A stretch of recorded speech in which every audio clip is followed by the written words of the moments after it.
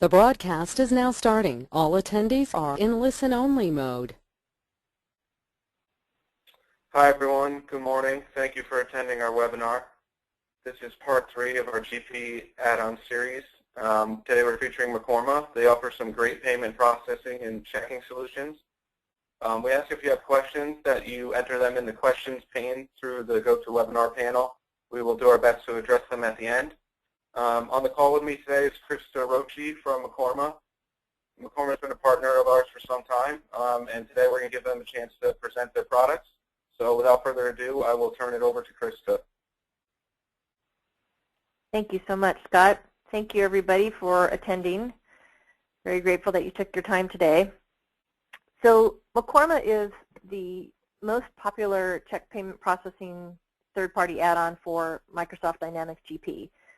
We've been around for a long time. We have over 4,000 clients, and we are constantly creating new features and new products to assist you guys with your check and EFT processing.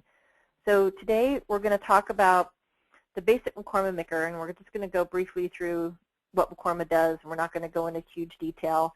I'm going to talk a little bit about start-to-finish control, which basically means all the different control options that you guys can exert over your payment processing process, so to speak, including passwords, thresholds, secure signatures, all kinds of stuff like that. We'll also touch on a little bit our EFT DD support feature. And very lastly, we're going to look at our new product that we have called multi-batch print post, which allows you to print and then post all your batches from all your companies on a single screen. So without anything further, let's start with Mekorma MICR. Mekorma MICR turns this into this, or even this, which is a Z-fold 3 check. So Mekorma has the capability to create everything on the check for you at the time of printing. And the advantages to using blank check stock that we found are they're multiple advantages. The first is that you can avoid misnumbered checks. The second is that blank check stock is much cheaper than pre-printed check stock. Your security is increased immensely because everything actually prints at the time that you print the check. It's not walking around on the check where people can get that information. You don't have to worry about putting the right stock into your printer. You know, if you have multiple companies and multiple pre-printed check stocks, you're kind of running around, make sure you got the right one in the printer at the right time. With blank check stock, not a problem. And it's really easy to modify. And we have a great tool that allows you guys to make changes to your checks. So those are the advantages of using the blank check stock. When we talk about start-to-finish control, this is a list of features that you can use to exert control over the process. Security by user is a newer feature that we have. We're going to talk about that in detail in just a second. We also allow you to encrypt your signatures and associate rules with when those signatures print on your checks, including thresholds, dollar values. We have a very cool feature called the Secure Approval Workflow, which allows you to exert an incredible amount of control over the check printing process, and it also for EFTs as well. You can define who approves it, which signature prints, how many people approve it, and then you can also split your batches into different portions so that one batch may not require approval while the other one may. Audit log tracks all of the approval information, who approved it, who printed it, who requested approval. And then we have a very cool feature called the Check Image Inquiry, which allows you to go directly into GP and take a look at a copy of the payment. So starting with the signature by user ID, this is a newer feature from Mekorma MICR and allows people to approve payments using their own GP user ID and password, which also allows us from the design point to keep a log of all the requesters who approved and who actually approved. So if someone leaves the company or loses the authority to approve checks, the rest of the approvers don't need to learn a new password because they're already set up in the system. You know, it's kind of like always having somebody to cover your back. It's a really nice feature where you don't have to tie the password to, you know, just one user. You can have multiple users with their user ID password. You can set up any GP user as a potential approver, and you can also designate a maximum approval amount and restrict those approvers to specific checkbooks. So no matter how many potential approvers you set up, each check will require either 0, 1, or 2 approvers based on the rules that you associate. And these rules can be based on either a payment amount, which we call a threshold, or even vendor class. We have a feature called vendor class security where you can associate your security with all of the vendors associated with a specific class ID. The signature images are stored with the rest of your data in the SQL database. So if you upgrade or move your servers, your signatures will follow you. They'll come with you and they're always going to be there.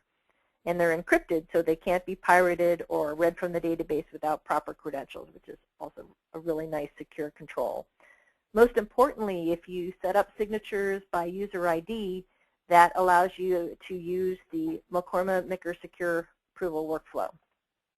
What this workflow does is normally if you're not using the workflow and you use Mekorma and you're familiar with the product, you have to type in a password when you're ready to print the check. So you have to physically walk over to a computer and type in a password. This workflow eliminates that but still maintains a great deal of control. So with the workflow, you start out, the batch is ready, and once it's ready to go, the person responsible for building the batch requests approval. And this can be done from any GP window where payment batches are built or edited. So the edit batch screen, the batch select check screen, any of those. When the approval is requested, the batch is immediately locked and a text or an email is sent to the approver or approvers. The approver then reviews the check batch. They can then reject an individual payment within the batch, or they can reject the entire batch. If they reject individual payments, it goes into a batch called the MICR reject batch. And a message is then sent to the requester so that they can fix the payments, make any changes, and then resubmit for approval. The approved payments are released for printing, and another email is sent to let them know that the checks or the EFTs are ready to go whenever they want to print them. So the workflow can also be made more elaborate if you want. As I mentioned before, we have a split batch feature, which means you can split those batches so that only the payments that require approval are sent in for review, and the other payments just go straight through and are released for printing. You can also notify several approvers, and once the payment's approved, the other potential approvers are notified that they don't need to do anything. So let's take a look at a couple different scenarios for the workflow. Scenario number 1 poses that you've got 2 approvers of equal rank. Both are able to sign checks, and only 1 approver is required. So, which is really nice. You've got 2 in there, but you only need 1, and the process is very streamlined. In scenario 2, we're suggesting that you also have 2 potential approvers here, but perhaps one has lesser authorization. So, for example, you've got an AP manager and a controller. The controller must approve the higher value checks or EFTs. So there we have it set up here with our second approval over $5,000. And lastly, we have a scenario where, let's just say you've got a situation where the employees are reimbursed by the company, but some of the employees actually work for the accounting department, and so you don't want them to be able to sign and distribute their own checks. So in that case, we've utilized the vendor class security. We've put all of those employees into the accounting vendor class, and those checks will have different security applied to them. So for example, the CEO can exert additional control over the accounting department employees when it comes to issuing their checks. So the employees in the accounting department can have separate security options than the other employees. And that's what the vendor class security allows you to do. And it doesn't necessarily have to be a situation where they're employees. Obviously, you put whatever vendors you want in that class and you assign your own security to them. So let's take a look at this. Let's go into GP and let me show you how this works. Okay, so let's start with a quick look at the security screen. This is where you set everything up. You've got your user ID option here. There's your little workflow, and by default, when you guys open this up, when you're first using the product, this will be checked for activation.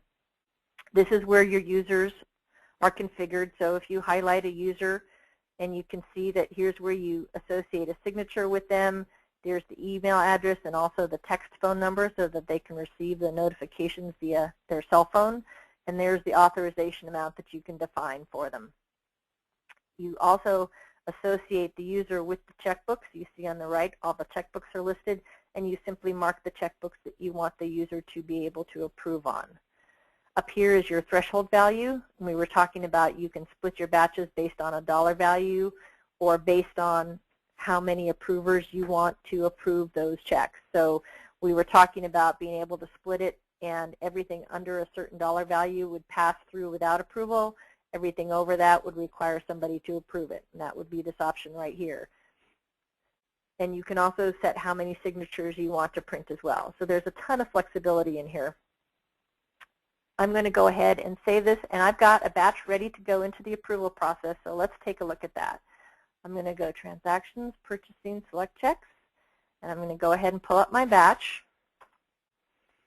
And at this point, I'm going to click Print Checks. Now, you can also directly from the screen request approval here, but most people will probably go straight to the Print Checks button, which is great, because at that point, you still have to request approval. So you can't go any further. I'm going to go ahead and request the approval. Okay, so now if I wanted to go ahead and try to print that batch, you'll see that the batch is pending approval and cannot be edited. So I'm going to click OK. And what's happening is an email notification is going out to anybody who is an approver on this particular checkbook, and it's telling them that they need to go to Purchasing. They need to go to the Mekorma navigation list, and it's called Check EFT Batches Pending Approval. And they will see all of the batches that are waiting for approval, and they simply highlight the batch and go to the drill down, and they can see what's in here. And you'll notice I've got 2 payments, and if I want, I can check one of them, and I can reject it, and I can enter an information here so that the person printing the checks, will call an AP clerk, will get detailed information on why I rejected this payment. They can make any changes that they want and resubmit the payment for approval. They can add it to a new batch, or they can just create a batch with just that payment in it and submit it. If I am not going to reject it, I'm good with everything, then I would go ahead and click OK, and at this point I would go here and I would approve the batch. When the batch is approved, another notification goes out to the AP clerk and says, okay, your batch is ready to go. And now we can go back to our print screen, we can select the batch, and we can print it. There's no password dialog box, nothing that's going to come up, it's just going straight to the print screen. Now you're not seeing the print screen because I have named printers turned on at this moment, which I'm going to use to demo our print and post in a little bit. But normally your Mekorma MICR print screen would come up and you would print your checks. We'll go ahead and post this. So that's the workflow approval process. And let's go back here, and I think we can close this. Okay, so let's talk a little bit about EFT direct deposit support. We have a newer feature in the product which allows users to use their Mekorma formats to generate EFT remittances and direct deposit remittances and attach them to an email that's sent, in EFT cases to the vendor, in direct deposit to the employee. So this feature is very cool. Normally, prior to this, GP Report Writer was used to actually email the remittances. Now we create a PDF copy of the remittance, we attach it to the email, and we send it to the vendor that you've configured for your EFT. And we can talk a little bit more about the EFT feature when we look at the print and post. Multi-batch print and post is really cool. It's geared to companies that do a lot of batches and spend a lot of time printing and posting batches. And as you guys know, it's a process. There's a lot of keystrokes involved. You know, you create the batch, get ready to go, you get the approval, and then you print, and then you post. This allows you to do everything from a single screen. You can control it using the secure workflow. You can also do EFTs and email those to the vendors and post the EFT automatically after printing it and emailing it. So you're eliminating a ton of keystrokes, you're reducing your time. We had a client that implemented this product, and we were told later on by the AP manager that they were able to change a full-time position to a part-time position by using this product. So it really does save a lot of time if you do a lot of batches if you have a lot of companies, a lot of databases. Maybe you're using multi-entity management. We have a lot of clients that use multi-entity management that use this product as well. So let's take a look at that. Let's go and take a look at print and post. So print and post, once you create the batch and once you have it approved, so it doesn't approve the batch for you. You still need to go through the workflow approval process that we showed earlier to approve your batches. But once everything is good to go, if you go under purchasing, multi-batch print and post, you will see this screen. And what this does, you'll notice that I have 3 different companies and I've got the batches from all the companies displaying here. And I'm actually going to change this to print. I apologize. So again, here's my 2 companies, and I've got the batches that are ready to go. Now, there's a little box here called Show Batches with Error Status. If I check this, it's going to show me all my batches that are not posted, including ones that are not actually ready to go. So you see I've got a couple in my 3rd company here, but they're not actually approved yet. So because they're not approved, they're not ready to print. If I change this to post, you'll see that I've got a bunch that are ready to post, and if I uncheck this, it actually doesn't make a difference because everything's ready to go. Down here on the bottom, we have your EFT remittance options, and you have the option to send the document in an email, which is what we discussed earlier. It sends an email to the vendor and attaches a copy of your EFT payment to that email. You can print it, and you can also post it right after printing or sending it. There's an option here to email the report to whoever you'd like. So this generates a report when it's done processing. If you'd like to see that report, you type in your email address right here, and it will send you a copy of that report. It's just a status of how the processing went. So I'm going to go ahead and print one of these so you guys can see how this macro works. It's all done on macros. So let's go ahead and print this one. And actually, I'm going to print one from each company so you guys can see how it flips back and forth. You have an option here to do a print alignment to make sure that everything's lined up in your paper, all your paper is correct in your printer. And one of the things about the print and post is that you don't get to preview the checks before printing. So at this point, you want to make sure that everything's set up to go. You've got the right check stock in there. All's good, because when you click process, it starts. And anything that is going to stop the macro from running or pop up or disrupt the macro needs to be turned off. So that's why we use named printers for this particular product. You also want to set your posting reports to print to file. Anything that's going to pop up on the screen would basically interrupt the macro, and you can see our little warning that comes up. So once you click process, go get a cup of coffee. You want to let it do its thing. And so if you're doing a lot of batches or big batches, then it's going to take a couple minutes. This will go very quickly because we're just doing a couple little batches.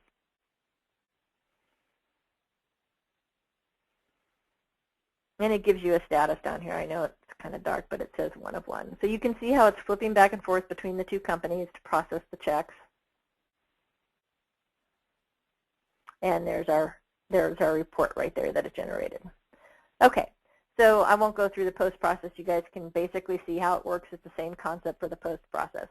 And the EFTs would generate, you'd see the remittance dialog box come up in the background there, and it would process the remittances. So, all right. So, Scott, I think that's basically the core of the presentation. We'll definitely open it up for some questions now, or if there's something else that somebody would like to see that we didn't talk about or didn't, go into a little more detail with, we can definitely do that. Okay, thank you. That was certainly very informative. It doesn't look like anyone entered any questions during the presentation. Does anyone have any questions now?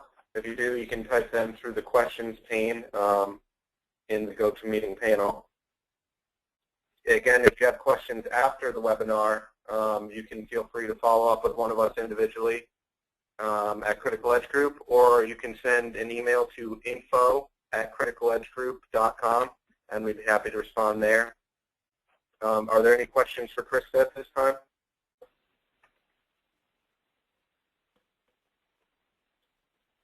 Okay, well, it doesn't seem to be. Maybe we'll hear from people after. Krista has listed her email there as well, so you can feel free to reach out to her.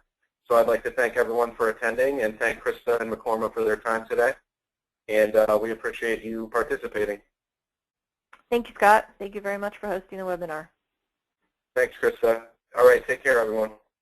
Bye-bye.